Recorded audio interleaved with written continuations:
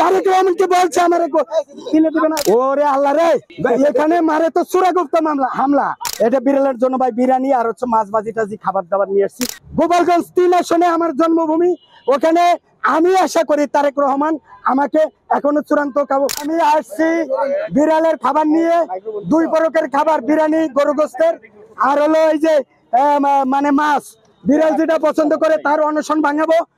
আমি তারেক রহমানকে বলবো ভাই যাও বহুত হয়েছে, 100 ঘন্টা মানে 100% হয়ে গেছে, আর করেন না। যদি নিবন্ধন পান এতটুকুই পাবেন, না পেলেন কেমন পর্যন্ত অনশন করলেও পাবেন না। আমি এটা বলে দেবো, বলে দিয়ে তার অনশন ভাঙাবো।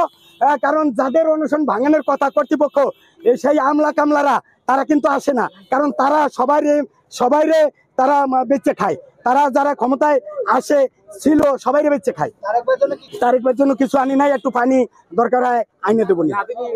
এটা বিড়ালের জন্য ভাই বিরিয়ানি আর হচ্ছে মাছ ভাজি টাজি খাবার দাবার নিয়ে আসছি।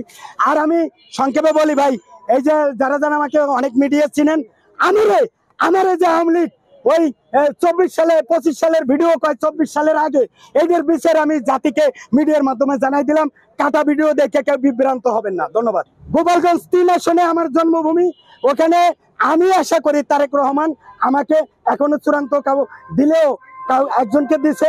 আমি আশা করি, আমি তো আশা করতেই পারি, গণতন্ত্র দিছে ভালো কথা, আমিও চাবো আমারে দিলে আমারে দিবে না। উনি কি বলছে আমারে দিবে না?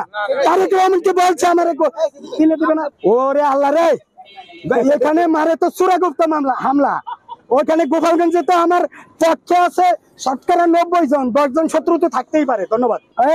এদের জন্য দোয়া হলো, গোপালগঞ্জবাসী তোমরা দিনের পথে আসো এবং খালেদা জিয়াউর রহমান এবং আল্লামা দেলোয়ার হোসেন সাঈদী যেরকম ভাবে ইসলামের পথে ডাকছে, তোমরা ওই পথে আসো, এসে সোনার বাংলাদেশ গড়ো।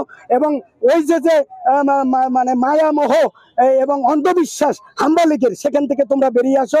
এবং যারা বেরিয়ে আছে তাদেরকে মোবারকবাদ, আর যারা এখনো আটকে আছে তারাও হেদায়েতের পথে আসো। আমিন।